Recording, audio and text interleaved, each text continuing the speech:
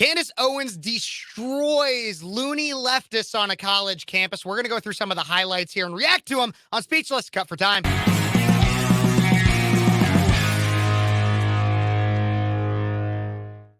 Hey, everybody. Welcome back to Speechless. Cut for time. I'm your host, Kev Phares, host of Speechless on Cities 92.9, the news and talk of Bloomington Normal. I'm a 22-year-old conservative college student out of Central Illinois hosting a radio show, but right now I'm hosting a Cut for Time show because not everything can make it on the radio show, and I want to make sure you guys don't miss a minute of some of this great content. And so to make sure you don't miss a minute, don't forget to like this video, subscribe to the channel, comment what you think, and share it with your friends. Thank you so much, but let's get right on into it. Candace Owens has been appearing at the Turning Point USA Live Free Tour, to which she has just been dropping bombs on people, obviously metaphorically, but truth bombs really on people. And really, it's amazing. We're going to react to it. I'm going to break down a little bit about how these responses are just perfect, why they're perfect, and everything like that. I have 4 great videos. You guys might have seen. We reacted to some with Ty Smith on his show Cancel This earlier last week, but I had a few more and a few more things to say about it. So let's get right on into it. Here we go.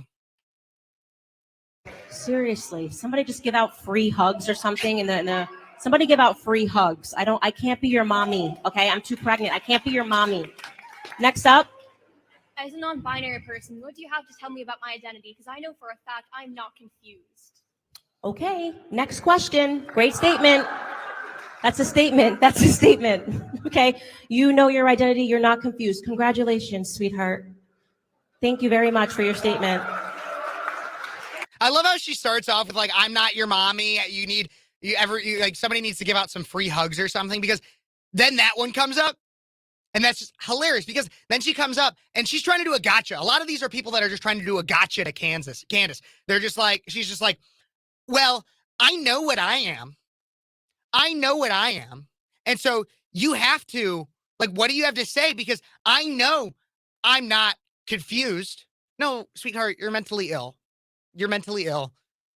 And Candace talks a little bit more about that, but she just has a way. There's no point in conversing with somebody like that. Look, if you're going to come up and ask a question to a prominent speaker or anybody, honestly, if you're going to come up to me and ask a question, if you're going to come up to any person who just identifies publicly as a conservative and you want to ask them a question, or even somebody of just an opposite ideology, go up with an intent and with a tone that's, why do you think what you believe? I genuinely want to know. I want to try to get a better understanding of somebody who differs from me. That person went up with, I hate what you believe.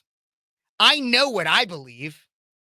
So what do you have to say to somebody who's not open to actually having a conversation?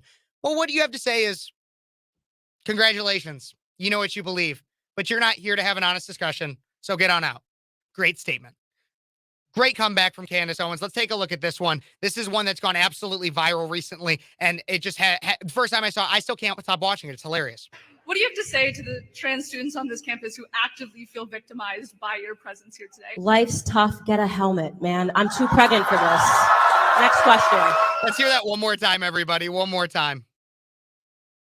Get a helmet, man. Life's tough. Get a helmet, man. I'm too pregnant for this. Get a helmet. Life's tough. Get a helmet. And a lot of people need to hear that. Not just that one, but let's focus on that question there. What do you have to say to the people that are actively feeling victimized by your presence? What do you want me to say? I can't help that. It's not my fault they feel that way. I always tell people, whenever it comes to an opinion, if somebody feels offended by an opinion I have, especially if that's not my intention, never, by any of my opinions, it is not my intent to offend. So I will always apologize to somebody in this term. I will say, I'm apologize you feel that way. I'm sorry you feel that way. But I'm not going to apologize for the belief I have. I'm sorry that you feel that my opinion is so threatening to you and that you can't try to even understand it even a little bit. I'm sorry about that. But I'm not going to be sorry for my opinion. And so that's a great response. Life's tough. Get a helmet. Make a t-shirt out of it. Put it everywhere. Life's tough. Get a helmet. Well, not only is Candace great at just dropping those kinds of bombs, she also is great at just responding to somebody's question, even if it's a bad question or is based on a false premise. And that's exactly what this instance is of. Let's take a look at what Candace has to say to this activist who tries to, once again, do a gotcha question, and Candace will not have it and gives him a great response. How do you think other people with your beliefs respond to the fact that your hateful and harmful rhetoric costs the lives of queer children every single day, on average, every 45 seconds. Okay, so this is just going to be a pure boogeyman. You're pretending that someone committed suicide because of Candace Owens. You've got no facts here. You're just going, it's your rhetoric that's causing all of this. When in reality, you want to talk about the tea. I sat down with a man named Walt Heyer who was convinced to chop his penis off after your community told him that there was something wrong with him because he had confusion. Why was he trans? Because he was molested when he was 4 years old by his uncle. Rather than being sat down and spoken to by a psychologist, he was handed hormone pills, and he eventually chopped off his penis. Walt Heyer is now 80 years old. He detransitioned. He does a lot of work talking about why it is that he runs a charity, okay, an actual charity that is dedicated to sex change regret, of people who have changed their parts and can't go back. You know what happens? Suicide rates go up after they transition. And Candace Owens wasn't the one that chopped their off. Exactly. And that's the point. That's the thing, is you'll always hear people, well, you like, because you want to talk about suicide rates. Well, the left will always say, well, it's so high because they're not being accepted. It's not because they're not being accepted. No, it's kind of because they are. Because we have a society that says you can become a woman, you can become a man, when biologically and truthfully, we know that is not the case. We know that is not the case. And so when people are saying, yes, you are what you are what you feel, everything like that, that is encouraging a mental illness that will then go untreated. An untreated mental illness is what causes those suicide rates. And that's the reality of it. So once again, another great response by Candace Owens. And here's an even longer one where Candace makes a phenomenal analogy to answer a question along the same lines of everything we've already heard so far. Let's take a look and a listen to this phenomenal analogy. So like what I know we all are aware of what happened on campus last year. I'm not. Okay. I'm not. She doesn't go there. So it was just well, look it up. Wait. So she says, well, look it up. So you want to ask a question based on a premise that Candace has made clear she does not know about, and then you will not explain the premise? Well, then when everybody booed, that's when she's like, okay, well, I guess I'm going to have to explain it a little bit. The feeling of LGBTQ members of the community feeling unsafe with rhetoric that's being shared in terms of transphobia. Like if you're a man, I need an example, and someone, like if you're a biological man and someone says, hey, what's up, dude? See, and this is where Candace is trying to get to the heart of the question. She's trying to genuinely understand what the person's asking. But the girl, she said, I'm sure we're all aware of what happened last year, and then does not even give a specific example of what happened last year. She just said, well, people feel this way. That's not a specific event.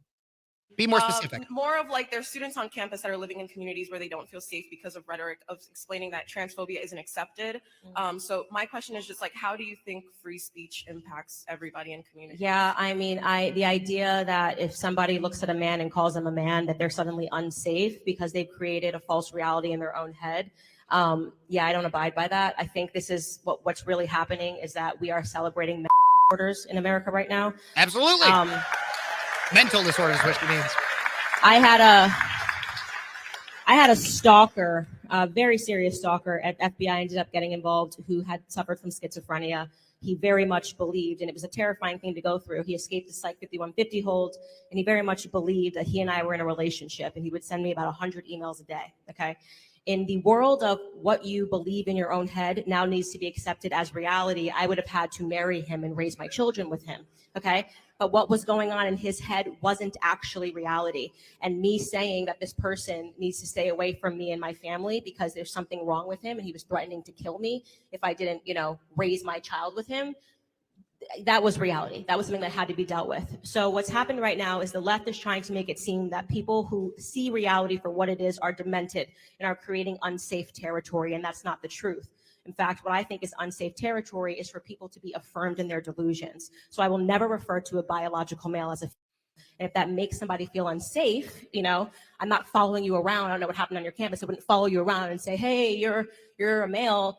Totally fine. Go live your life as you want to live your life. But when you say that the way that you live your life now has to impact me and I have to pretend that I see a woman when clearly you are a man, I shouldn't have to play that game.